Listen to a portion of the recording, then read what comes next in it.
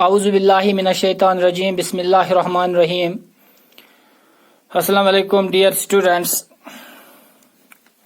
تو آج ہم اپنے موجودہ چیپٹر ہسٹری کے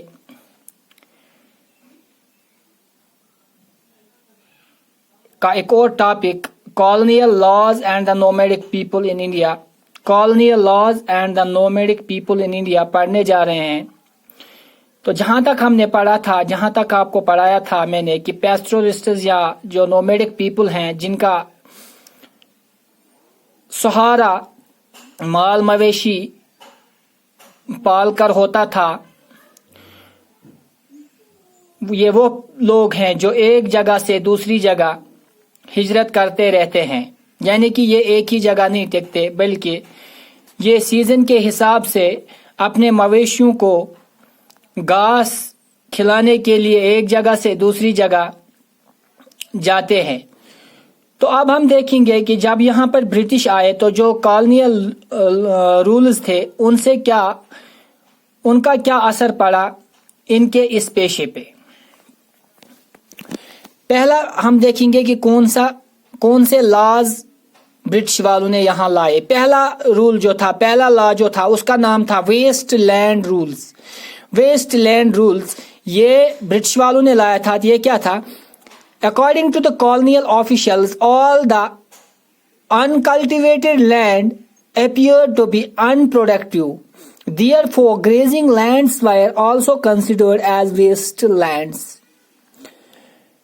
جہاں تک انگریز آفیشلوں کا ماننا تھا، انگریز افسران کا ماننا تھا، ان کا ایک نظریہ تھا کہ وہ زمین جس پہ کسی قسم کی کلٹیویشن نہ ہو اسے وہ فضول زمین کہتے تھے، ان پروڈکٹیو لینڈ کہتے تھے، اور ویسٹ لینڈ اس کو کہتے تھے.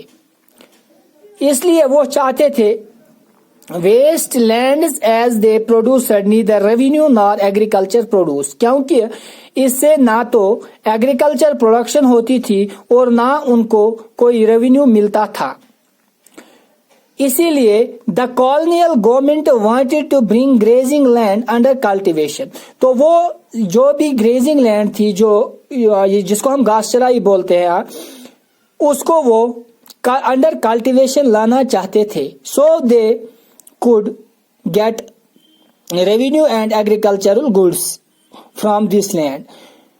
Hence they gave it selected individuals for the cultivation. اور انہیں انسینٹیوز دیے کہ آپ ان پہ کلٹیویشن کیجیے. یعنی کہ ویسٹ لینڈ رولز کیا تھا؟ یہ وہ قانون تھے جس کے ذریعے برٹش آفیشلوں نے اس زمین جو گھاس چرائی تھی اس کو ان پروڈکٹیو، ان کلٹیویٹڈ قرار دیا، اور اس پر کیا کیا؟ انہوں نے اس پر کلٹیویشن کرنے کی صلاح دی اور ایک قانون بنایا ویسٹ لینڈ رولز. اس کے ذریعے انہوں نے کچھ سلیکٹڈ انڈیویجولز کو یہ دے دیا تاکہ آپ اس پہ کلٹیویشن کیجئے اور ہمیں تاکہ اس سے ریونیو جنریٹ ہو جائے اور ایگریکلچر پروڈکشن بھی ہو جائے گی. تو یہ ایک قانون تھا. دوسرا تھا فارسٹ ایکٹ. جو فارسٹ ایکٹ تھا یہ by the mild 19th century، 19ویں صدی میں لگ بھگ various forest acts were also being enacted in different provinces of India. جو فارسٹ ایکٹ تھا اس سے کیا ہوا؟ یہ فارسٹ ایکٹ انہوں نے 19ویں صدی میں لگ بھگ بہت ساری ریاستوں میں، بہت سارے علاقوں میں، بہت سارے فارسٹ علاقوں میں لاگو کیا یہاں پہ. اور اس کے ذریعے انہوں نے کیا کیا؟ انہوں نے جنگلات کو دو کیٹیگریز میں تقسیم کر دیا. ایک کیٹیگری کا نام دیا گیا reserved forests. Reserved forests some forests which produce commercially valuable timber. Reserved forests وہ تھے جسے کمرشل پروڈکٹس، یعنی کہ جو ہائی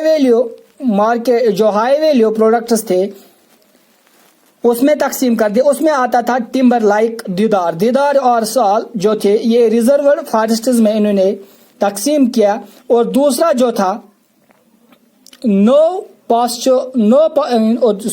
اور اس میں کیا کیا انہوں نے، جتنے بھی یہ نومیڈکس تھے ان کو ان جنگلات میں جانے کی اجازت نہیں تھی، یعنی کہ انہیں روک دیا گیا۔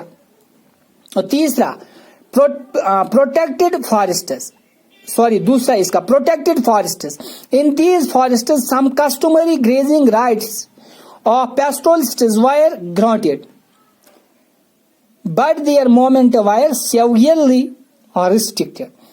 اس کے ذریعے جو پروٹیکٹڈ فارسٹس تھے اس میں کچھ رعایتیں دی گئی، کسٹمری مطلب ہو گیا جو ریت روایت تھی، یہ ان جنگلات میں گریزنگ کے لیے اپنے مال مویشیوں کو لیتے تھے، اور اس لا میں جو یہ قانون تھا، جو یہ قسم جنگلات تھا، اس میں انہیں تھوڑی سی رعایت دی گئی کہ آپ وہاں پہ گریزنگ کر سکتے ہو، لیکن مومنٹس یا گھاس لا سکتے ہو، لیکن مومنٹس جو تھے، جو ایک جگہ سے دوسری جگہ جو جنگلات میں کھلے عام گھوم رہے تھے، اس پہ پوری طرح سے قدغن لگا دیا گیا۔